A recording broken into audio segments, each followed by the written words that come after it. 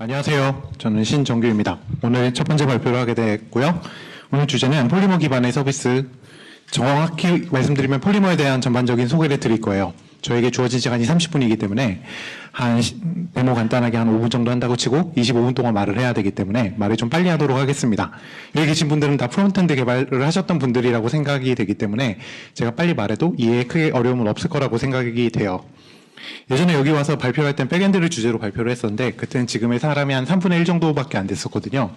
그래서 와, 프론트엔드는 역시 많은 관심이 있구나라는 걸 다시 한번 생각하게 되네요. 네, 오늘 다룰 주제는 폴리머입니다. 폴리머 들어본 적 있으신가요? 네.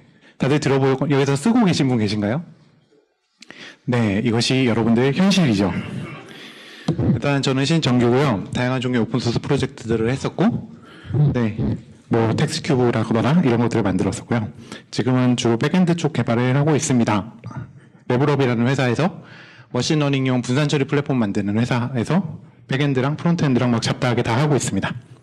오늘 설명드릴 거는 일단 공유지의 비극이라는 주제로 한번 설명해 드리고 도대체 웹 컴포넌트가 뭐냐 소개해 드린 다음에 폴리머가 구글을 웹 컴포넌트에 어떤 식으로 폴리머를 사용해서 어떤 식으로 웹 컴포넌트에 접근했는지 그리고 폴리머 3.0 말씀드리고 웹 컴포넌트는 왜 저물게 되었는가 이유에 대해서 설명해 드리겠습니다. 패배라고 부르기엔 어쨌든 네. 자, 왜 너는 폴리머를 했니? 이 질문을 제일 많이 받는데요.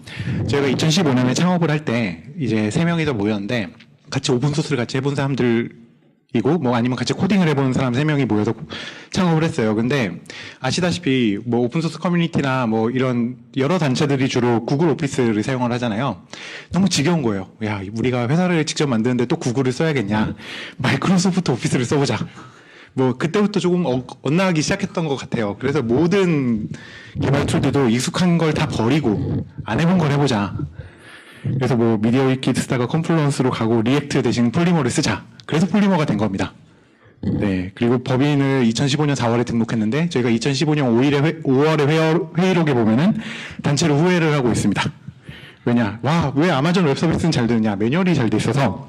왜 비주얼 스튜디오는 인기가 있냐? MSDN이 있으니까 그렇죠? 폴리머를 통해 겪은 멘붕이 뭐 그런 종류였어요. 예를 들어서 저희가 처음 개발을 시작했을 때 0.4로 개발을 했는데 그 다음에 0.5가 나왔습니다. 근데 0.5에 크게 빨간색 글씨로 브레이킹 체인지라고 써 있어요. 그리고 0.4와 0.5는 호환이 되지 않습니다. 라고 써 있습니다. 참고 컨버트를 했죠. 그러더니 0.9가 나오는 거예요. 0.9에 또 붙어 있어요. 브레이킹 체인지. 0.5와 0.9는 호환이 되지 않습니다. 지금까지 말씀드린 그 기간이 3개월이에요. 그래가지고 버릴까 하고 버렸어요. 그리고서 자, 이제 리액트 기반으로 새로 짜자. jQuery도 이제 마음껏 쓰자. jQuery를 원래 안 썼거든요. 그 달러 표시 때문에. 그 폴리머에서도 달러 표시를 되게 다양한 용도로 씁니다. 그러다가 폴리머 1.0이 나왔다는 거예요. 야, 1.0이 나왔으면 이제는 그런 일이 없겠지. 자, 그러면 우리 다시 짜던 거 버리고 또 폴리머 1.0으로 가볼까? 하고 폴리머 1.0 전에 0.9로 컨버트 했던 걸 1.0으로 다시 올리면서 제가 폴리머의 첫 번째 풀리퀘스트를 넣었습니다. 그게 아직도 기억이 나는데 인터넷 익스플로러 11에서 페이지가 뜨지 않는 문제 수정. 저희가 풀리퀘스트를 넣었어요. 그리고 알게 된 거는 0.9하고 1.0하고 차이가 3주 정도밖에 안 났거든요. 그래서 1.0은 그 구글 I/O에 맞춰서 위에서 쪼아서 리버전을 한 버전이었구나 라는 걸 알게 됐죠. 어쨌든 하지만 저희는 폴리머를 선택해서 오픈소스력이 굉장히 증가를 했습니다. 왜냐하면 굉장히 많은 폴리머와 폴리머 컴포넌트들의 기여를 했어야 되고요. 일단 돌아가야 되니까요. 그 다음에 이제 다른 사람들 보고 고치라고 이슈도 많이 발행을 했죠. 그리고 폴리머는 전용의 이제 벌케나이저나 뭐 이런 걸 사용하는데요. 간단하게 설명드리면 일종의 번들러라고 생각하시면 돼요. 맹글링도 있고 번들링도 여러 가지를 해주는데 안 돌아가는 문제가 굉장히 자주 발생을 해서 그런 것도 고치고 결국 저희 회사는 자체적으로 그 번들러를 짰습니다. 웹팩하고 호환이 안 되거든요. 그래서 폴리머를 선택을 했는데 보노보노죠. 보통 저는 이 보노보노 사람들이 이미지를 보면 무지개 빛깔의 PT를 많이 상상을 하는데 저나 저희 회사의 다른 분들은 주로 이걸 생각을 합니다. 굉장히 좀 닮았거든요. 네, 얼마 전에 굉장히 안타까운 소식이 들렸죠. HTML이랑 차크라를 버리고 내년 상반기부터 이제 엣지 브라우저의 엔진을 크로미움으로 갈아탄다는 얘기가 있었습니다. 물론 굉장히 많은 단체들이 반발 중이고 반발을 했었고요. 모질라는 공식적으로 하루 만에 블로그에 성명을 냈죠. 이제 웹의 다양성을 떨어뜨리는 결과를 가져올 것이다. 뭐 사실상 이제 크로미움으로 추상 통일이 되는 셈이니까요. 웹을 개발하는 입장에서는 굉장히 애매한 느낌이 들 수밖에 없습니다. 왜냐하면 크로미움이 편하죠. 크로미움에 맞춰서만 개발하면 되잖아요. 엣지는 굉장히 이상한 것들이 있어요. 예를 들어 프로미스 패턴을 썼을 때 파이널리가 구현이 안 돼 있다거나 하는 것들이요. 다 잘 되다가 이상한 데서 하나씩 빠져있죠. 그렇다고 다 크로미움으로 가면 좋느냐? 꼭 그렇지는 않습니다. 왜냐하면 크로미움은 대표적으로 웹 표준이 정해지기 전에 익스페리먼트 피처를 마구 넣고 그걸 자사의 서비스에 적용하는 걸로 유명하고, 그걸 또 지렛대로 삼아서 차세대 웹 표준에 자꾸만 자신들의 그걸 밀어넣으려는 성격이 있는데, 여기서 이제 나이가 조금 있으신 분들은 20년 전에 많이 봤던 장면이거든요. 예를 들어 뭐 넷스케이프 3에서 4로 갈 때 이제 뭐 다이나믹 HTML이라거나 뭐 이런 것들만 나올 때 넷스케이프사랑 마이크로소프트가 온갖 잡기능들을 마구 구겨 넣습니다. 우리는 그 생략으로 액티브엑스를 쓰고 있죠. 비슷한 느낌이 드는 거예요. 이거는 그거보다 더, 여기 보통 2018년 7월이죠. 이때서부터 얘기가 있었는데, 이상하게 유튜브는 다른 브라우저에서는 다 느리다는 거죠. 그 파이어폭스나 엣지보다 크롬에서 5배 정도 빠르다는 거예요. 그 이유가 뭐냐면, 이 7월 달에 유튜브가 폴리머로 시스템을 엎었습니다. 근데 폴리머에서 사용하는 대부분의 기술들은 다른 브라우저들에서 지원이 안 되기 때문에 자바스크립트 구현한 폴리필을 적용을 해야 되거든요. 그게 이제 굉장히 많은 그 코스트를 낳기 때문에 이제 안 되는 거죠. 그리고 심지어 이 폴리머가 추진 폴리머가 아니라 이때가 폴리머 3가 나왔을 텐데 폴리머 1으로 구현을 했어요. 그 이유를 이제 폴리머를 개발하는 사람들은 아는데, 폴리머 2가 폴리머 1의 슈퍼셋이 아닙니다. 폴리머 3는 폴리머 2의 슈퍼셋이 아니고, 당시 나와있던 폴리머 2나 3로는 폴리머 1에서 필요한, 폴리머 1에서는 제공되지만 그 이후의 버전에서 제공 안 되는 몇 가지 기능들이 빠져 있어요. 그러니까 유튜브 같이 이제 바이디렉셔널하게 통신을 해야 되는 경우에는 폴리머 1이 더 유리하긴 합니다. 근데 느리죠. 왜냐하면 대부분의 구현들이 웹브라우저에 없으니까요. 결국 이런 문제들이 쭉 누적이 됐었고, 그래서 결국 이런 얘기들도 있었죠. 이번에 엣지 브라우저 접게된 이유 중에 하나는 유튜브가 강제로 이제 하드웨어 가서 못하게 막은 것 때문이라는 주장도 있고요. 사실 뭐 그런 것 같진 않아요. 그냥 폴리필이 구렸던 겁니다. 제 생각엔. 어쨌든 굉장히 많은 소문과 억측을 남기면서 이제 대부분의 브라우저 엔진들이 크로미움 기반으로 가고 있죠. 근데 뒤에서 설명드리겠지만 그래도 이쪽의 깡패는 사파리입니다. 잘 아시겠지만. 자, 그래서 굉장히 많은 얘기들을 할 수가 있어요. 최근에 이제 뭐 웹 표준 또는 웹 구현들에 대해서 굉장히 많은 이슈들만 정리해도 이제 ECMA 6, 7 얘기도 있고, 뭐 바워 이제 죽은 얘기도 있고, 리액트 앵귤러 뷰 폴리머 정도는 알아줘야 되는 시대가 됐고, NPM보다 얀을 써라 이런 얘기도 하고 있죠. 웹팩은 4가 나왔죠. 그다음에 웹GL은 드디어 모든 브라우저에 4개월 전에 다 들어갔습니다. 디폴트로. 모든 브라우저에 들어간 건 작년 11월이에요. 그런데 이제 뭔가 익스페리멘트 피처나 아니면 플래그를 조정하지 않고 웹GL을 쓸 수 있게 된 건 4개월 정도 됐죠. 그다음에 웹 어셈블리 같은 경우는 내년에 구글이 어마어마하게 푸시를 할 겁니다. 그 폴리머 팀의 PM이 웹 어셈블리 PM을 하고 있더라고요. 지난달에 가서 봤더니. 폴리머는 어떻게 된다. 어쨌든 네. 그다음에 웹 컴포넌트는 이제 계속 얘기가 나오고 있고, 구글은 이제 프로그레시브 웹을 계속 밀고 있고요. 그다음에 그 기반되는 서비스 워커는 이제 브라우저 파편화를 가져오는 원흉이 되고 있고, 웹 페이먼트 같은 경우는 이제 굉장히 많은 회사들이 관심이 있기 때문에 심지어 제안은 구글이 했는데 첫 번째 구현체는 애플이 만들었습니다. 그래서 많은 것들이 계속 나오고 있어요. 이게 다가 아닙니다. 여러분들 여기 계신 분들이 대부분 리액트는 쓰셨을 거예요. 쓰고 있거나. 그죠? 리액트는 이제 개발 패턴을 보면 JSX가 있고, HTML은 거들어라. 우리는 버추얼 돔으로 간다. 이런 식으로 되어 있죠. 그래서 DOM과 그 도큐멘트 오브젝트 완전히 구분되어 있기 때문에 자체적인 어떤 돔 파서를 제공을 하고 있고, 리액트가 사실 굉장히 인기를 끌고 있습니다. 지금.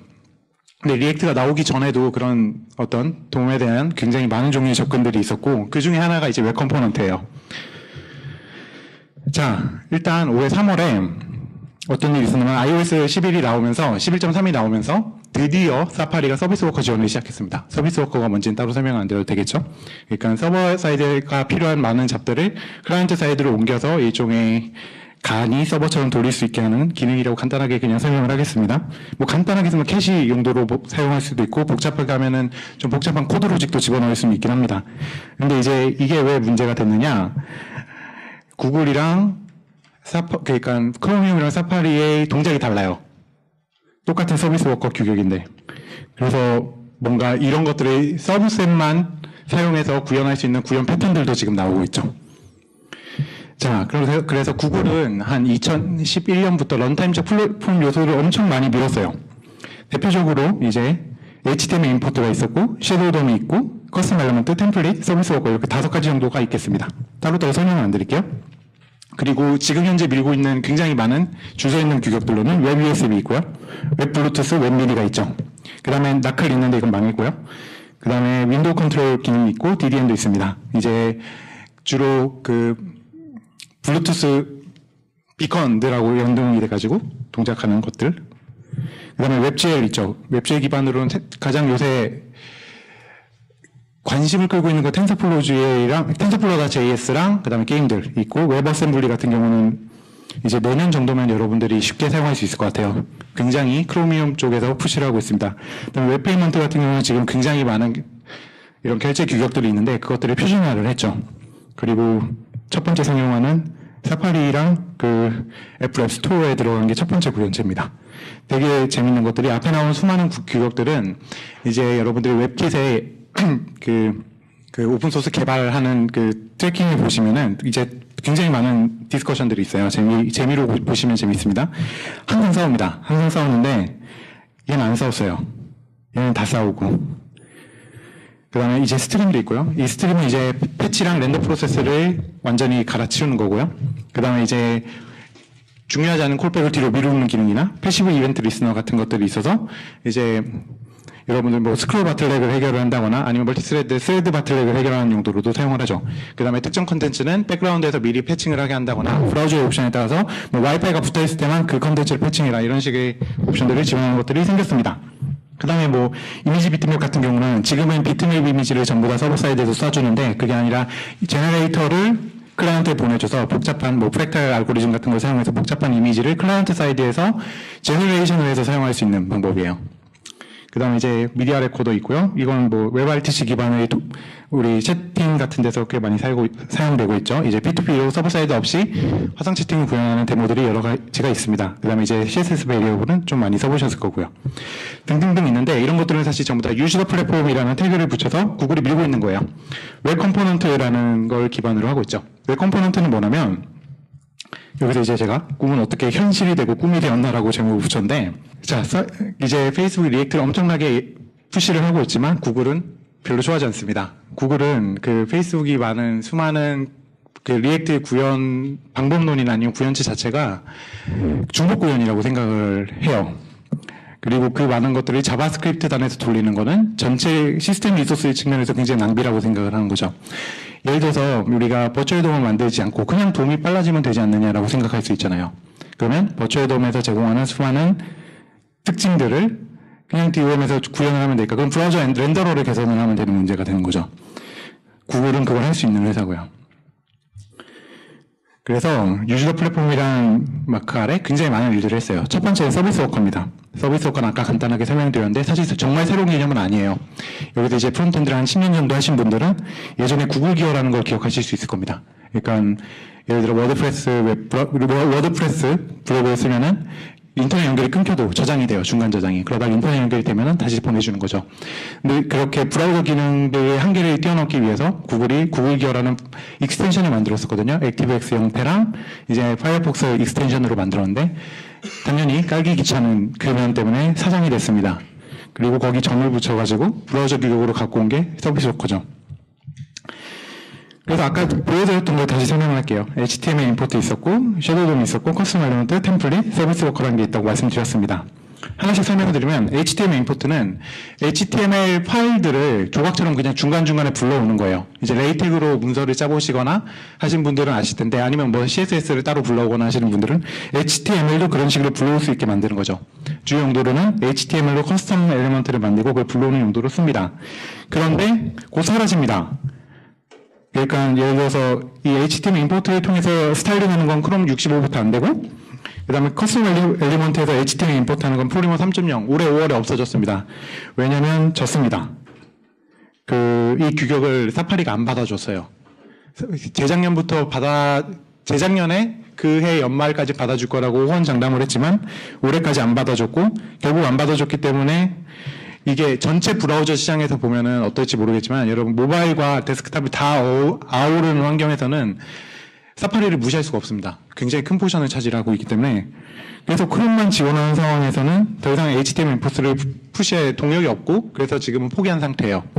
그래서 그리고 그 근거는 이제 그 웹킷 쪽에 가시면 있는데 웹킷에서 이제 다양한 기능들의 드래프트가 올라와 있고 거기 최종적으로 태그들이 붙습니다. 거기 이제 빨간색 태그가 붙으면은 이거는 이제 리젝된 거예요. 그냥 딱 빨간색이 붙어 있죠. 왜냐면 ES6에서의 자바스크립트 임포트랑 다른 점이 뭐냐라는 거를 주장해서 졌습니다. 그래서 얘는 안녕. 두 번째 섀도우돔인데 얘는 이제 도큐멘트 트리에서 어떤 트리의 서브 트리를 만드는 거예요. 그 트리는 독자적인 돔 루트를 가지고 있고 그 위와 서로 상호 뭐 여러 가지 방법을 통해서 통신을 할 수 있지만 기본적으로 완전 독립된 트리가 만들어지는 겁니다. 그래서 루트돔에서 안 보인다고 해서 섀도우돔이에요. 근데 문제는 구글이 섀도우돔을 V0로 나중에 붙인 건데 섀도우돔 규격을 만들어서 주장을 했는데 브라우저들이 그걸 구현을 안 했습니다. 대부분 거절을 했죠. 그래가지고 그 굉장히 많은 디스커션을 통해서 좀 많은 부분이 수정됐어요. 지금 시간이 얼마 안 남아서 빨리 넘어갈게요.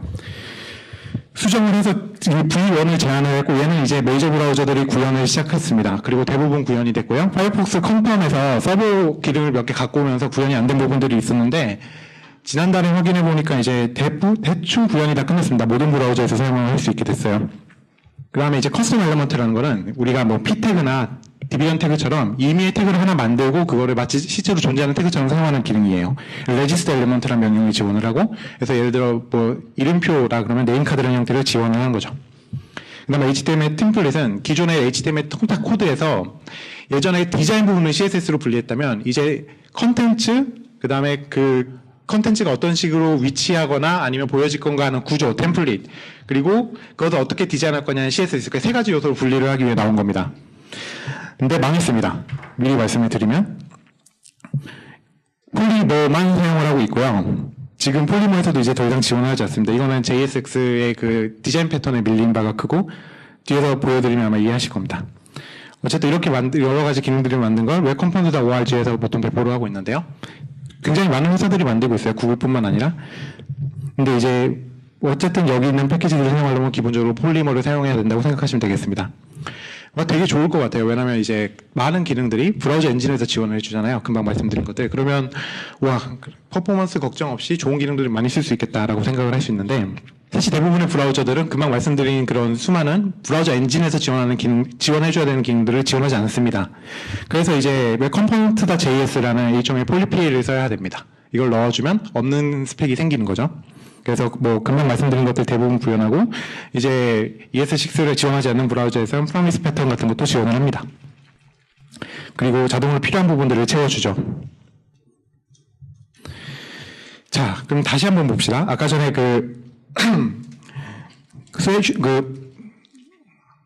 서비스 워커의 구현이 사파리에서 시작됐다고 말씀드렸잖아요. 서비스 워커는 프로그레시브 웹앱을 구현하기 위한 필수 요소거든요.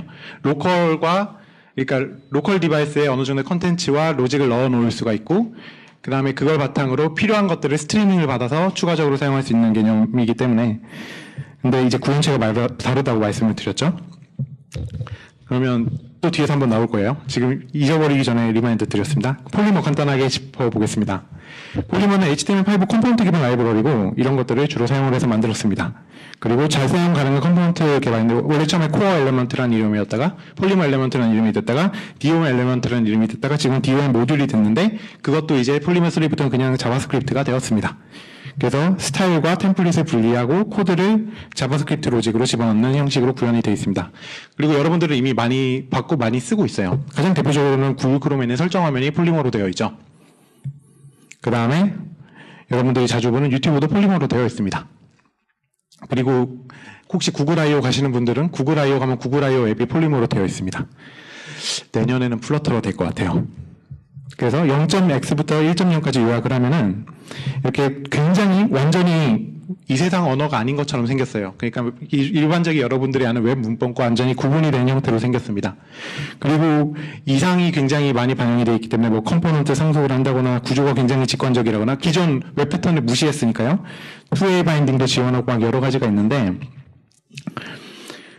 이제 다 되죠. 그래서 다 되는데 문제는 폴리머를 배워야 됩니다. 제대로. 그리고 제대로 쓰려면 크롬 브라우저를 써야 됩니다. 크롬 브라우저에서만 제 속도가 나와요. 다른 브라우저에서는 좀 빠르면 5배, 느리면 10배 정도 느립니다.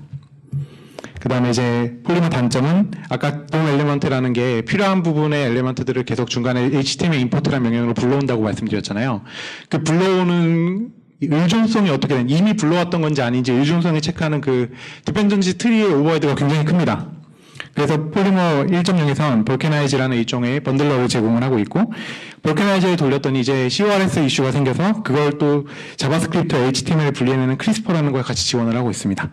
2.0으로 가면서는 이제 특정 경로에 따른 번들들을 별도로 생성하는 게 나왔고, 3.0에서는 가능하면 이제 이런 HTML 임포트를 안 쓰고 ES6와 PLP의 패턴을 사용하고 꼭 번들링이 필요할 때는 웹팩을 쓰도록 하고 있습니다. 자, 금방 말씀드린 거에서 보면 이제 버전마다 뭔가 다르잖아요. 불안정한 게 가장 큰 문제입니다. 1년마다 스펙이 전체적으로 바뀌어요. 왜냐하면 브라우저 막 열심히 푸시하다가 안 되는 거는 구글도 포기해서 다른 걸로 갈아엎고, 잘 되는 거는 계속 푸시하고 이런 식으로 가다 보니까 브라우저 전쟁에 따라서 결과가 너무나 많이 바뀝니다. 대세를 잘 따른 개발자에게는 만져보는 걸 추천하지만 대세인지를 생각을 해봐야 되겠죠. 2는 1.0하고 일단 호환이 안 됩니다. 그래서 완전히 문법이 바뀌었고, 섀도우 DOM, 기존에 자신들이 제안했던 건 V0로 바꾸고 V1으로 전환을 했고요. 그 다음에 이제 기능 단위로 잘 분리가 돼 있고, 1.9의 경우에는 레거시 믹싱이라는 걸 사용해서 하이브리드 컴포넌트로 그 저스트 인 타임에 변환을 해서 사용할 수 있긴 합니다. 그래서 이 두 개가 같은 언어예요. 같게 보이시나요? 이쪽 거는 뭔가 좀 익숙하시죠? 이쪽 게 원래 폴리머 형태입니다. 같은 일을 하는 코드고 2.0에서 바뀌었는데 이게 또 3.0에서 요만큼 또 바뀌어요. 뭐 관련해서는 이제 프로그레시브 웹앱도 있고 AMP나 PRP의 패턴이 있죠. PRP의 패턴만 간단하게 설명드리면, 처음에는 딱 페이지 보여주는 부분만 컴포넌트들을 보낸 다음에 그 다음에 그거를 빨리 렌더링해서 보여주고, 이후에 사용 패턴이나 아니면 사용자의 요청에 따라서 프리패칭을 하고 로드를 해서 보여주는 패턴입니다. 이거 웹페이지를 굉장히 조각조각 내서 사용을 하는 거고요. 주로 인도 시장 때문에 나왔다고 설명을 하고 있습니다. 그래서 근데 이거 그냥 사용을 할 수 없고 웹 컴포넌트가 지원돼야 되고, 서버가 웹 HTTP2를 지원을 해야 됩니다. 그 다음에 서비스 워커를 지원해야 됩니다. 네, 되게 쉬워 보이는데, 뭐 결과적으로 웹 코드를 보면 이런 식으로 돼 있어요. 대부분이 그 index.html은 당연 요 코드만 들어 있습니다. 데모로 해야 되니까 재빨리 넘어갈게요. 자, 폴리머 3가 나왔습니다. 올해 5월에 나왔는데 주요 변화는 이제 폴리머 모듈라이저라는 컴파일러를 새로 또 만들었고, 타입스크립트를 도입을 했고요. 그 다음에 이제 더 이상 HTML 임포트를 지원하지 않고 그냥 자바스크립트 임포트를 지원합니다. ES6에 있는. 그 다음에 모듈 단위로 번들링하면 번들러를 따로 제공을 하고 있고, 번들러에서는 웹팩을 사용을 합니다. 그 다음에 바워라는 걸로 배포를 하다가 이제 npm이랑 양으로 바뀌었습니다. 그런데 죽었습니다. 왜 죽었냐면, 홈페이지 들어가면 이렇게 돼 있어요. 메인테넌스. 그러니까 our original, 중요하죠. 오리지널 전쟁에서 졌습니다.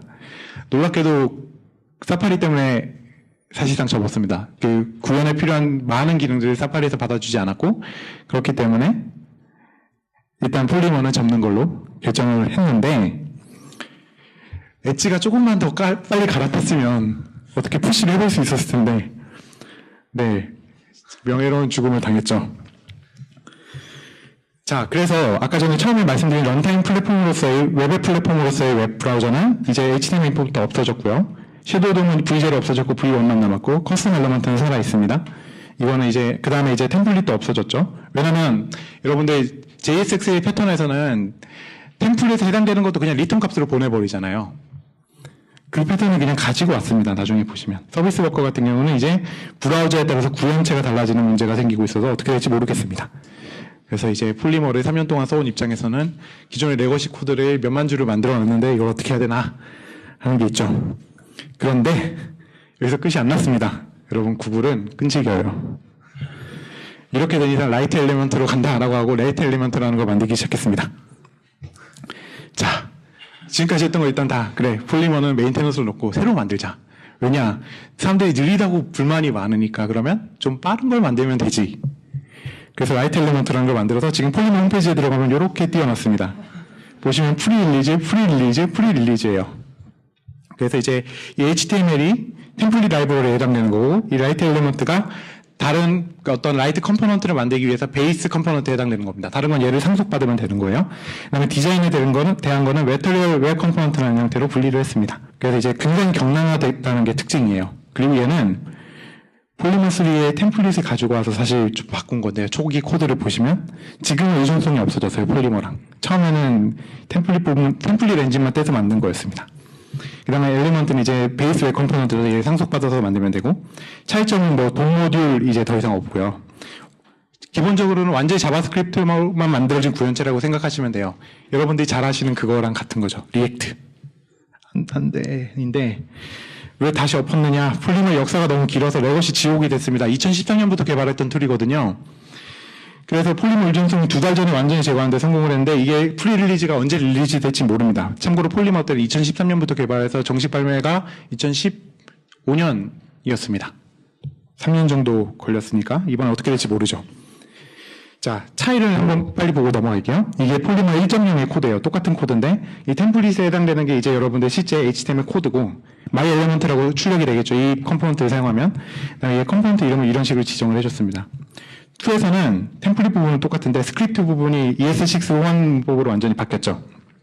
그 다음에 3를 가면서 금방 여기서 이제 불러왔던 부분에서 컴포넌트 불러오는 부분이 완전 자바스크립트 EX6 보시면 점점 리액트스러워지죠. 보시면 템플릿이 없어졌어요. 템플릿이 없어지고 템플릿을 리턴을 이런 식으로 합니다.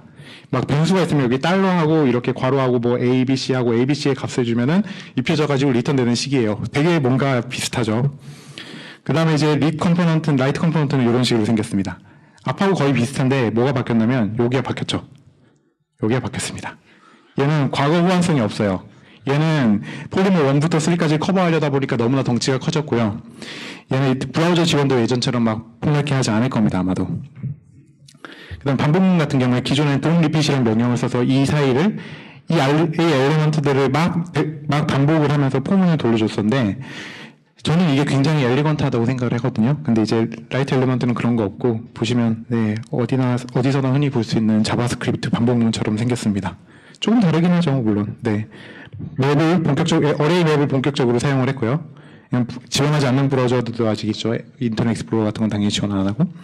그 다음에 이제 뭐 HTML 반복문이 있으면 여기서 그냥 매핑을 해가지고 굉장히 딕셔너리 이제 어레이 형태로 만들면 여기서 알아서 보여줍니다. 그래서 반복문 같은 경우를 대표적으로 보여드렸습니다. 현업으로는 사용을 못해요. 왜냐면은 그 싱글 페이지 어플리케이션을 만들 때 이제 라우터를 보통 달아가지고 페이지를 이동하잖아요. 뭐 페이지.js나 백건.js 같은 거 그런 게 없습니다. 폴리머가 원래 제공하는 게 있었는데 앱 라우트라고, 그게 아직 라이트 엘리먼트용으로는 없어요. 그리고 문법이 아직 변하는 중입니다. 이거 되게 중요합니다.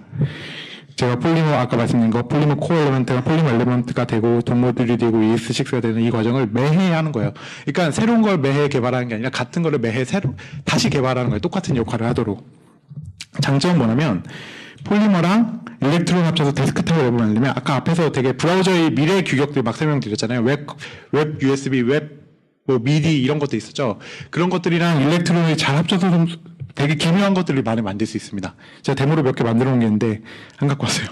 예를 들어서 신디사이저 데스크탑 웹을 만드는 겁니다. 웹 브라우저로만. 그러니까 이게 믹싱을 하는 거죠. 웹 브라우저 코드로. 그런 것도 만들 수 있고, 그 다음에 되게 극단적으로는 탐색기를 만들 수도 있습니다. 근데 이제 플러터하고 다트를 밀고 있잖아요. 작년 11월에 플러터를 이제 발표할 때 되게 무섭거든요. 왜 다트로 짰냐 이런 거 있잖아요. 근데 다트 컨퍼런스도 하고 있더라고요. 그래가지고 작년 11월에 네, 폴란드에서 그걸 봤었는데 다트 컨퍼런스를 한다. 내년 2월에, 그러니까 올해 2월에 했죠. 그래서 다트가 아직 컨퍼런스를 하고 있었어? 뭐 이랬는데 어쨌든 이번에 1.0이 나왔습니다. 네, 이런 식이죠. 내가 나를 이긴 뭐 어느 쪽을 밀게 될지 모르겠습니다. 다트는 일렉트론하고 결합을 해서 다트를 얹을 수 있는 일렉트론하고 결합을 해서 플로터를 데스크탑으로 컨버트하는 데모들이 나와 있고, 반대로 이제 라이트 엘리먼트나 아니면 폴리머를 또 일렉트론하고 연결해서 데스크탑으로 만든 시도들이 있습니다. 그걸 데모를 해야 되는데 지금 4초 남았어요. 그래서 여러 가지 의미로 심장이 터질 것 같은데 이걸 다시 개발을 해야 되다니부터 있고, 뭐 그다음에 아직 죽지 않았구나 이런 것도 있는데 뭐 어떻게든 적응을 하겠죠. 개발자니까.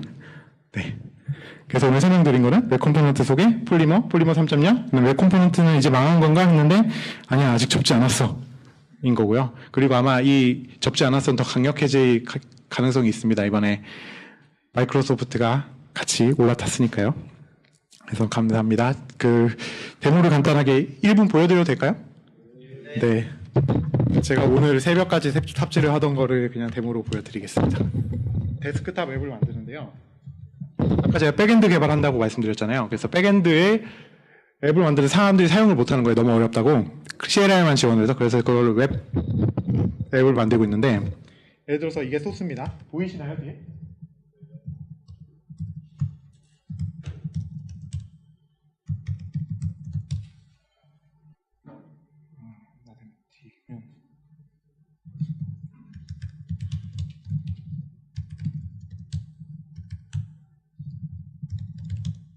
이렇게 있다고 치면 코드를 보면은 이게 예를 들어 이게 처음에 들어가는 인덱스 뒤에서 까만색이라서 안 보일 것 같긴 한데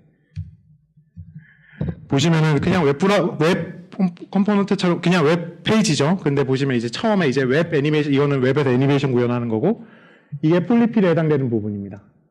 그 다음에 이게 제가 사용하는 그냥 함수도 넣어놓은 거고 이게 실제 구현체고요. 그 다음에 이게 로그인을 구현한 부분이고 본체는 코드가 없습니다.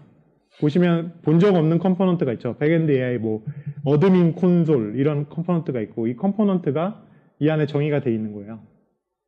그래서 예를 들어 이 컴포넌트는 또 이렇게 많은 컴포넌트들을 사용을 하고 있고 이게 다 폴리머 엘리먼트들입니다. 이건 폴리머에서 디폴트로 제공해 주는 것들 있고 뭐 직접 만든 것들 있고 그래서 대충 이런 식으로 코드들이 생겼고 얘는 그냥 웹페이지 형태로 잘 돌아갑니다. 그러니까 별도 웹서버 없이 ES6로 돌릴 수가 있어요. 예를 들면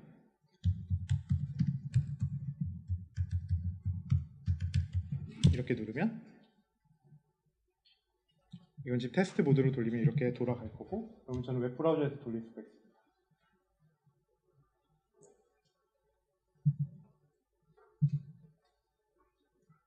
그래서 뭐 로그인이 나올 거고요. 일단 지금 시간이 없으니까 로그인 이걸 실제로 앱을 구워서 보여드릴게요. 그 다음에 이걸 일렉트론 앱으로 컴파일을 하면 앱이 이 폴리머 빌더가 빌드를 합니다. 한 15초 정도 걸릴 거예요. 네, 그래서 빌드를 하면은 최종적으로 일렉트론 앱이 나와요. 윈도우용 하나가 나오고 맥킨토시용 하나가 나오고 이럴 겁니다. 그럼 그걸 마치 그냥 있는 것처럼 사용을 하면 되죠.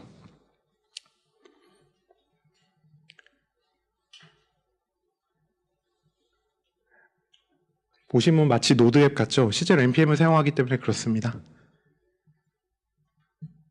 제가 지금 이게 인터넷 연결이 안 돼서 오프라인이냐? 막 이렇게 물어보네요. 그래도 패키지가 깔려 있으니까 일단 컴파일은 될 겁니다. 여기 보시면 이제 앱을 윈도우 32용이랑 이렇게 두 개를 구웠는데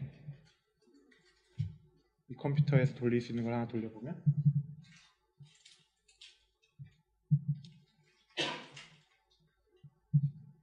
예를 들어 이런 식으로 그냥 데스크탑 앱이 하나가 뜨는 겁니다.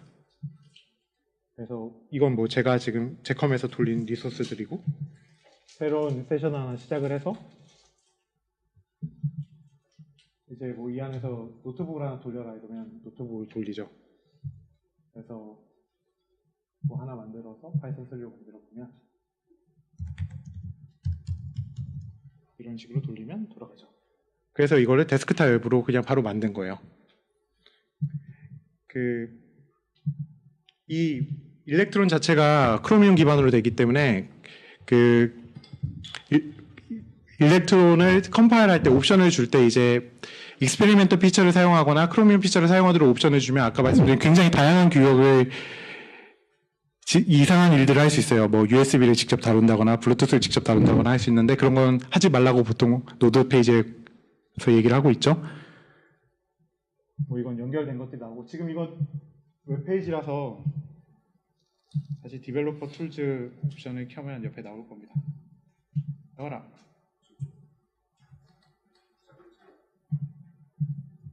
제가 안 나오게 놨나 봐요. 네, 이런 식으로 그냥 앱을 구현을 할 수도 있습니다. 코드 자체는 완전히 다 이렇게 별도로 여러 가지 종류가 나오는 거고 예를 들어 이 어드민 콘솔에서 아까 전에 그 잡을 클릭하면 잡뷰라는 애를 부르게 되는데 잡뷰라는 애는 또 별도의 컴포넌트고 이 잡뷰에서는 또 잡리스트라는 애를 여기서 부릅니다. 여기 잡리스트라는 애가 있죠. 이 잡리스트라는 애는 또 잡리스트 안에 그 태그가 구현이 되어 있는 거예요. 이런 식으로 굉장히 분리를 해서 구현을 하게 됩니다. 그래서 여러분들 아마 회사에서는 못 쓰게 하겠지만 집에 가서 재미로 다양한 것들을 해볼 수 있으니까 만드시면 되고요. 특히 내가 웹 프론트엔드 디벨로퍼인데 나도 앱을 좀 개발해보고 싶다 하시는 분들에게 굉장히 재미있는 장난감이 될 수 있거든요. 네, 그럼 여기까지 발표를 하고 마치겠습니다. 감사합니다.